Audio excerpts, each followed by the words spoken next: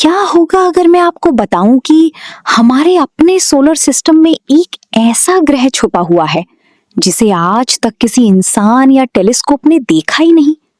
और सबसे चौंकाने वाली बात, वो ग्रह हमारी पृथ्वी से कई गुना ज्यादा बड़ा हो सकता है और सूरज से इतना दूर है कि उसे एक चक्कर पूरा करने में हजारों साल लगते हैं।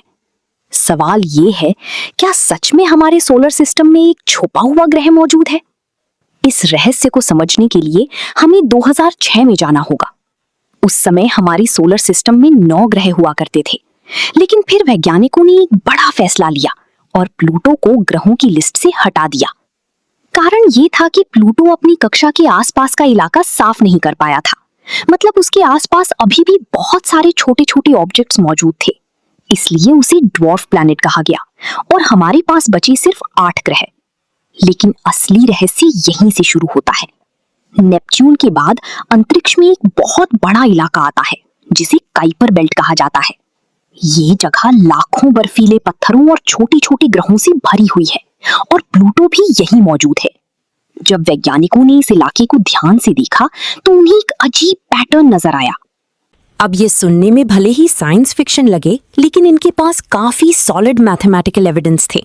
देखो, जब आप किसी प्लैनेट की ऑर्बिट को कैलकुलेट करते हो तो आपको सिर्फ उसकी पोजीशन नहीं, बल्कि उस पर लग रहे सभी ग्रेविटेशनल फोर्सेस को भी ध्यान में रखना पड़ता है। अब अगर आप काइपर बेल्ट की 6 स्पेसिफिक ऑब्जेक्ट्स को देखो तो इन सभी की ऑर्बिट्स एक दूसरे से इतनी सिमिलर हैं कि ये कोइंसिडेंस नहीं हो सकता। बैटिजन और ब्राउन ने कंप्यूटर सिमुलेशंस चलाए और पाया कि अगर एक मैसिव प्लैनेट हमारी सोलर सिस्टम की आउटर रीजन में मौजूद हो तो वो बिल्कुल ऐसी ही ऑर्बिटल पैटर्न क्रिएट कर सकता है। अब यहाँ सवाल ये आता है कि ये प्लैनेट 9 होगा कैसा? साइंटिस्ट्स के कैलकुलेशन के अकॉर्डिंग ये प्लैनेट अर्थ से 5 से 10 गुना ज्यादा मैसिव होगा और साइज में नेपच्यून की बराबर या थोड़ा छोटा हो सकता है। इसका मतलब ये एक आइस जायंट होगा, बिल्कुल नेपच्यून और यूरेनस की तरह। लेकिन सबसे क्रेजी बात ये है कि इसकी डिस्टेंस सूरज से इतनी ज्यादा है कि इसे एक कंप्लीट ऑर्बिट करने में 10,000 से 20,000 साल लग सकते हैं। जरा सोचो, एक ऐसा प्लैनेट जो इतना दूर है कि उसे सूरज का एक चक्कर लगाने में 20,000 साल लग जाते हैं। मतलब जब डायनासोर्स पृथ्वी पर घूम रही थी तब से अगर ये प्लैनेट अपनी जर्नी शुरू करता तो अभी तक सिर्फ 1 या 2 राउंड ही कंप्लीट कर पाता। अब सबसे बड़ा क्वेश्चन ये है कि अगर ये प्लैनेट सच में एग्जिस्ट करता है तो हमने इसे अभी तक क्यों नहीं देखा? देखो, इसके पीछे कई रीजंस हैं। फर्स्ट रीजन तो ये है कि ये प्लैनेट सूरज से इतना दूर है कि इस तक पहुंचने वाली सनलाइट बहुत ही कम है और जो थोड़ी बहुत लाइट इस प्लैनेट पर पड़ती भी है वो इतनी वीक होती है कि उसका रिफ्लेक्शन हमारी टेलीस्कोप्स तक नहीं पहुंच पाता। दूसरा रीजन ये है कि हमारा स्काई बहुत बड़ा है और हमें एग्जैक्टली पता नहीं है कि इस प्लैनेट को किस डायरेक्शन में सर्च करना चाहिए। ये ऐसा है जैसे आप एक फुटबॉल फील्ड की साइज की अंधेरी कमरे में एक छोटी सी मोमबत्ती ढूंढ रही हैं और आपको पता भी नहीं है कि वो किस कॉर्नर में है। तीसरा रीजन ये है कि ये प्लैनेट अपनी ऑर्बिट में बहुत स्लो मूव कर रहा है, इसलिए जब हम स्काई की एक पर्टिकुलर सेक्शन को अलग अलग टाइम पर देखते हैं तो बाकी स्टार्स तो स्टेशनरी दिखते हैं और मूविंग ऑब्जेक्ट्स जल्दी से स्पॉट हो जाते हैं।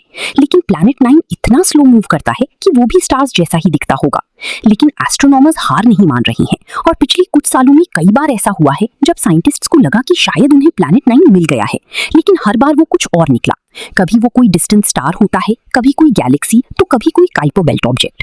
लेकिन इससे साइंटिस्ट्स ने हार नहीं मानी है और अब उनके पास बेहतर टूल्स हैं, जैसे कि वीरा सी रूबिन ऑब्जर्वेटरी जो चिली में बन रहा है और जल्द ही ऑपरेशनल हो जाएगा।